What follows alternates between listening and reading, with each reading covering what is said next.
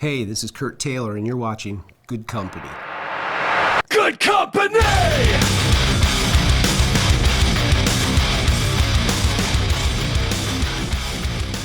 Hey guys, my name's Scott Bowling, and you're watching Good Company. Today we have Curt Taylor. Curt Taylor's been in a few bands like Killer in the Workplace, Bones, Broken Silence, which is an awesome record. And he's also got a new project with Bobby Burns called Murder of the Flesh. So thank you for being here, brother. Absolutely. Thank you for having me. Awesome, man. So how did you meet Bobby, man? Talking about Murder of the Flesh. I met Bobby in the old MySpace days. Wow. And he was going through some stuff with his band. It was Love Said No at the time. I remember he was in that Eric. with Eric, Billy Gray, Frank from Mojo. Mm-hmm. And they just kicked him out of the band and what have you. We were chatting on Facebook, and he was looking for guitar players and wanting to kind of expand, and him and I met, and it kind of clicked from there. Cool. Within first meeting, we just hit it off, and he's like, you're in the band, and then maybe a week, 2 weeks later, we were doing a gig up at Thunderdome in Louisville. So going back, when did you first start playing guitar? I mean, was this something you've been doing since how many high years now? school stuff. We did Battle of the Bands, and I'm from Pennsylvania, and we had went to CB West. Our big thing was West is Best Day, like the big talent show thing, and we did that and did pretty well at it and all. It kind of bug hit pretty early.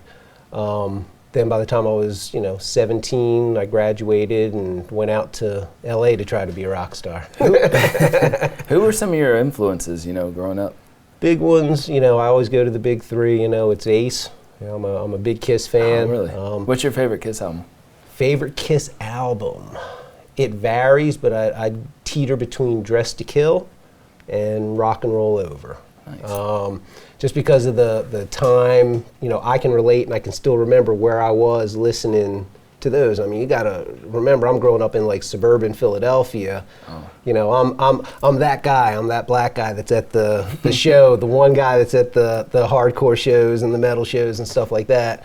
And it's wild looking back on that and remembering it was even that way as a kid. Between Ace, like I said, Slash is another huge one. Slash is probably the biggest one. Mm. And then if you're going just way back as far as stylistically and what I hear and heard first, your Chuck Berry, in the Motown kind of thing. My dad used to be a DJ back in St. Louis.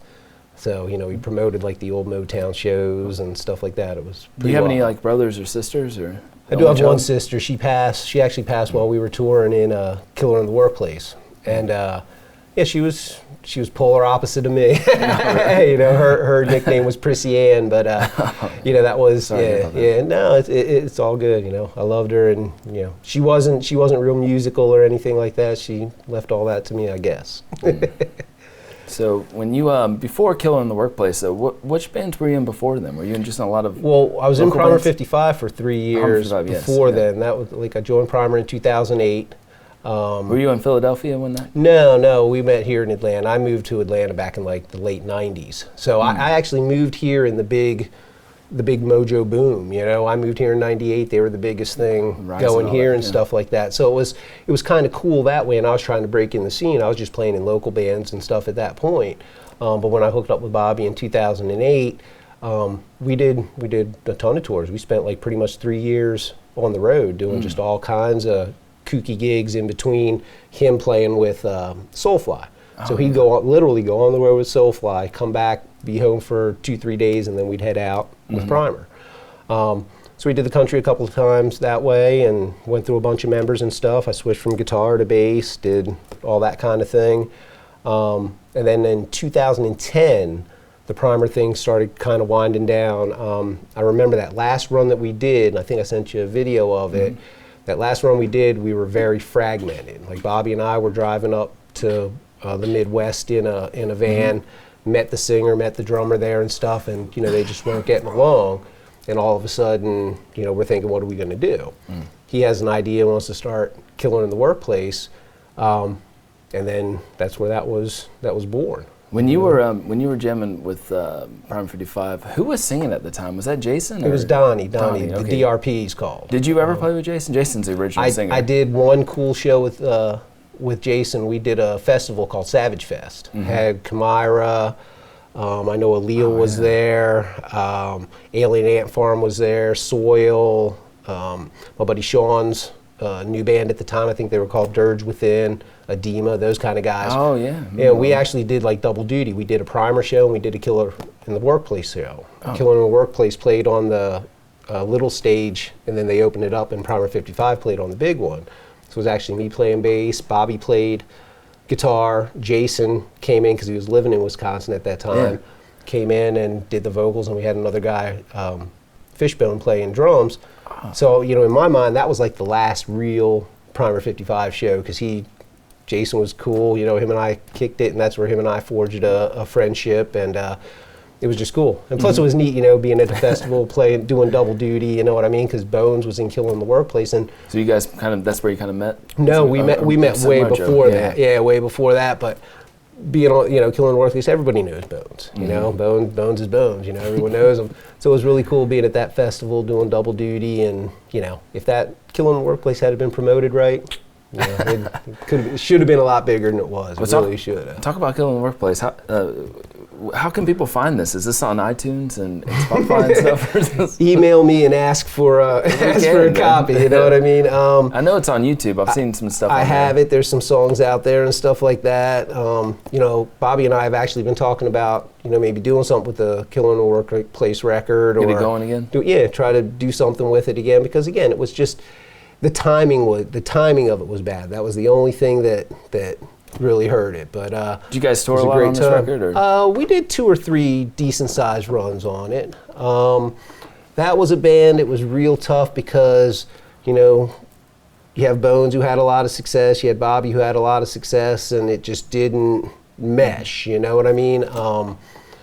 The downfall in that was all personality. It wasn't the mute. The songs on that are great. You know, Bobby wrote some great songs for that, and we brought them across pretty well, but there was just a lot of stuff underlying. Was Bobby out of Soulfly when Killing the Workplace was happening? Actually, yeah, he actually quit Soulfly to focus full-time on Killing in the Workplace. There were some issues there that are pretty well documented and stuff like that, and you know, he had just had a baby, he was married, you know, he was wanting to spend a little bit of time, and you know, if he wasn't able to spend that time and they had to go on tour with him, they just wanted to make sure they were comfortable and taken care of. I guess there were not meeting, you know, at the same place, and you know, he decided to leave, and we had big plans for Killing the Workplace at first. We really did, you know, and it could have been really cool. So, you know, you always got to get to the plate, you know. Right on. Well, after Killing the Workplace, you had Bones doing his solo. I guess it's solo, or is he just calling it Bones? But Broken Silence comes out with Bones. Great album.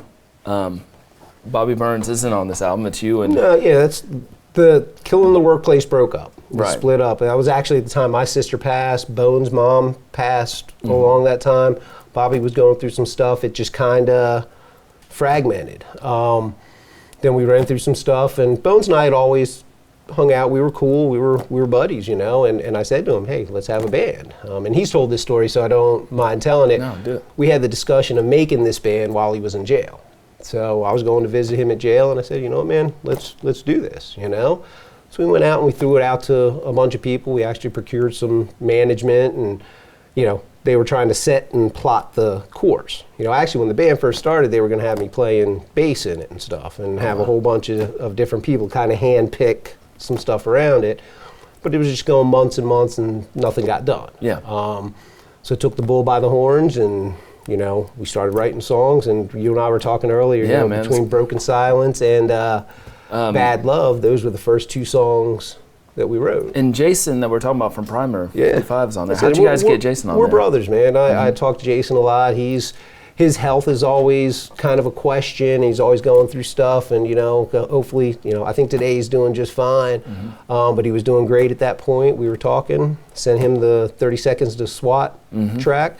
He did his verse on it. It was great. Sent it back to you? Yeah, you know, that was great. And you know, Mike Martin, who was in Mojo and Fozzy and all that stuff, he did the solo on Sour Diesel. What's his name again? Mike Martin. Oh, cool. Yeah, great guy, man. And always he actually did a solo on this new solo stuff I'm working on. Did he? Wow. Yeah. This I love this album. also because it has Broken Silence on there. Can you talk about, I know this is Bones' big song. Sure. Can you talk about making that song? Did you guys were all in a room together when you recorded that? How much do we want to pull the curtain back? Yeah, I mean, we don't have to. Honestly, the record, I wanted to call the record Smoke and Mirrors because, like I said, it was through a whole bunch of different times. Those first 4 songs were actually recorded back in 2011. But at the time we recorded Broken Silence, the song, we were tight, everything was beautiful, and that song embodied what we were trying to do. We wanted to make a big splash. We wanted to conjure up the controversy of the Mojo thing and how he was dismissed or whatever happened and stuff like that. I mean, it's a brilliant song. It is. I just wish more ears had heard it. It's cool. But like I said, the song was there. He had it written before, and I sent him a bunch of demos, a bunch of just tracks, and that one jumped out. And he'll even tell this story.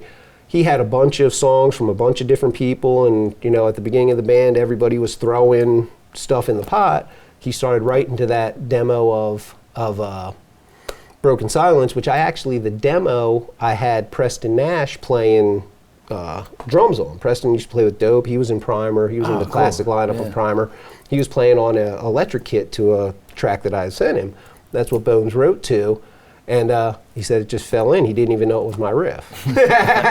So it ended up good. And we knew, like I said, from 2011 to 2015, it was great. Like I said, we were a machine. Where were you guys recording this album at? Was it in Atlanta? Or? Yeah, right here in Atlanta. The first 4 songs, the Broken Silence, Bad News, Sour Diesel, Broken Silence, and Take It Personal were recorded up in Kennesaw with Josh Hackett, Virtuo Studio. Josh was one that believed in us. He gave us a spec deal, and because we didn't have money behind us. There wasn't any deal at the time or anything. He heard it. A buddy of ours, Shannon Crumpton, who kind of facilitated that deal, hooked it up. They believed in us, and that was the first 4 songs we recorded. We pressed our own CDs, and we went on tour. That was the first tour in 2012, and started pushing stuff, and that's what initially got the attention of Eternal Sound. When you guys were on tour, is this when can you talk about the tour bus incident where your tour bus It's hardly a bus, but it was a van that caught fire. And that, we had 2 huge incidents that preceded the van fire. And this is, to folks, this is how tough it is out there now. This is what bands are doing. First, we were going to Florida. We had a van, and the rear seized up like 2 blocks from the venue. So we're pulled off on the side of the road, but 2 blocks from the venue. Everything ended up, we did the gig, everything was cool, got the van fixed. We're driving in Charlotte going to a gig on, I think it's 77, I don't think it was 85. We had a wheel fall off. Same van, wheel falls off while we're cruising down 85. We should have been dead, no lie. Gig still happens. We're hauling gear over to I think it was the Milestone then. Hauling gear over, like our bass drum is strapped to the top of a station wagon, and they had like 2 SUVs trying to get all our gear over. We had some great things happen. That's pretty impressive. And the gig happened, and that's the one picture that's in the record on the inset. That was that night. But anyway, when the van caught fire, we had actually, Bones and his wife had just gotten a van, not a new van, but a van, and had a trailer delivered to my house. He drove all the way from Madison, Wisconsin, down to Atlanta to meet us. That's where they had bought the thing, him and Skip. We drove, started driving back up to the gig. The first gig was in Lansing, Michigan. We made it to Knoxville, Tennessee. And, we're losing a little bit of power, but nothing big. People are honking at us and stuff. Our bass player, Don's driving. People are honking at us and stuff. So he's like, giving them the finger, thinking they're being mad at us, but they're pointing and stuff. He looks down, opens the door. There's a big old flame coming out. And then we just have to jump out of there, and it was crazy. Wow. I called my wife. I'm standing on the side of the road watching the thing. I said, you know what? I think we're going to lose everything. Because we're sitting there just watching it. The flames going from the front of the van going on back to the trailer. Luckily, the fire department made it and got to the van and started putting the fire out. It just got to the front of the trailer, so none of the gear burn up or anything like that. But our bags and our road cases and stuff like that had like the plastic that covers the wiring and stuff started melting. So there's just drips of that all over. So anyway, you know, all's well. We were all safe. We had to pull everything out of the van or out of the trailer rather, and we're sitting on the side of the road, you know, waiting for help. So. And you guys keep going. That's crazy. Well, that tour we had to cancel. That one, that one, without tour support, they, you know, they didn't like send a rescue vehicle or anything. But we were back out there another, you know, maybe 2 months later. It was that was in, I want to say maybe July, and then we did pick up that September run, and we started back in Louisiana. So. You know, now, did you guys? Well, it ends well. Did you write music for another album, or was this? You know, did you make it to that point yet? I know you guys broke up. What's funny is, and I don't call it a breakup. You know what I mean? If certain things happened, and you know there was some sort of demand, or you know if it could be worked out. You know what I mean? I had written a ton of music. I'd even sent Bones some demos and stuff. I'm actually working on a record now. That probably would have been, at least some of that stuff would have been the next Bones record and stuff. Material and us creating stuff and doing that kind of thing's never been a problem. There's a lot of fragments of stuff out there. So yeah, I mean, there could have been another record. There still can be another record. We'll see. Yeah, the music's not the issue. So the new thing you got now is Murder the Flesh. Bobby Burns. Who else is in this group? I mean, that's all I've heard is you and him. Bobby and I are trying to really solidify the lineup. That's why, again, it's baby steps. I'm just real grateful. It's kind of like coming home. Him and I hadn't really talked in about 7 years, and we hooked up and met on an occasion totally unrelated to music, and it was cool. You know, it was just like, you know, seeing someone that you hadn't seen in a while. The past didn't even matter, because you got to keep in mind, in this business, everybody's saying stuff over here and everybody's saying stuff over here, and you have to be able to have a pretty good bullshit detector, a pretty good filter. Yeah. So like I said, we got down to it, and the bottom line is, you know, we love making music together, but we connected as personalities, and we connected as brothers more so. Yeah. Back in the day, I mean, 2008, 2009, you know, Primer was a machine. You know, we were run on, and even with the dysfunction and stuff like that, that's where I learned. I mean, that guy, Bobby's like my mentor in the music business. You know, I won't say so much in music, but in the music business. He taught me the good, the bad, and the ugly of the business.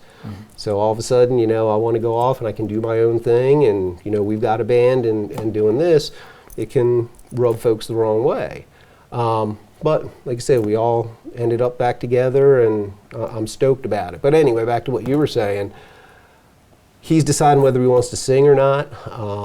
He's, you know, so we're feeling it out. Do we want it to be strictly a hardcore band, which is funny because I'm pushing for it to be that. You know, who are you talking about singing, Bobby? Bobby he sang on. If you go to the Murder the Flesh page, he sang on all of those tracks. Cool. Yeah, he was singing the Primer songs at the end when they were touring, because for a while Bones and Primer were touring like the same places. You know, we'd be there one week, they'd be there the next, or vice versa and stuff. It was actually pretty neat. But yeah, he was singing for Primer back then and doing a good job. You know. But like I said, I think he wants to be like in a band, you know. He's wanting to play bass again and stuff, which I blew my mind. So that's pretty cool. That's great. Yeah, it's going to be fun, and we're doing it from fun. We're coming from a standpoint of, you know, let's see where it goes. Let's just have some fun, you know, hanging out again and playing music again. Where, you know, like I said, Bones was calculated. We weren't going to stop until we had a deal, till we could get on the road, and until we could make some money. And at some point, he was like, you pick which one of the three. Well, how can people get a hold of you? Is it social media, or do you have a website? I mean, the Murder the Flesh has a Reverb page. We've got a Facebook page. Nice. I said, hit all of those up, and, you know, all that stuff will be revamped before long. And like I said, we're just taking baby steps and trying to have some fun. Music got to not be fun for a while, especially after the last Bones gig we did, even to, you know, 6 months ago. I was scratching my head, licking my wounds, and trying to figure out just what to do. And music felt more like not a job, but more of a responsibility or something I'm trying to get past and prove. But now, like I said, it's fun. It sounds like you and Bobby are care. kind of having getting your passion back for music. It's kind of coming, rediscovering. man. Yeah, it is. He's in a whole different place. He's got a new fiance. He's got a baby coming. So and those things always come into play when you're making a band. We want to do stuff, but it's got to be right. None of us are at the age. I don't want to go on tour to sleep on people's couches and have to beg for the next meal or do whatever. So we'll see what happens. Cool, man. Hey, man, I appreciate being here. Absolutely. It's a pleasure talking to you, Scott. And, man, I really am humbled and honored to have you Thank you, have brother. me out. Appreciate it. Thanks, guys.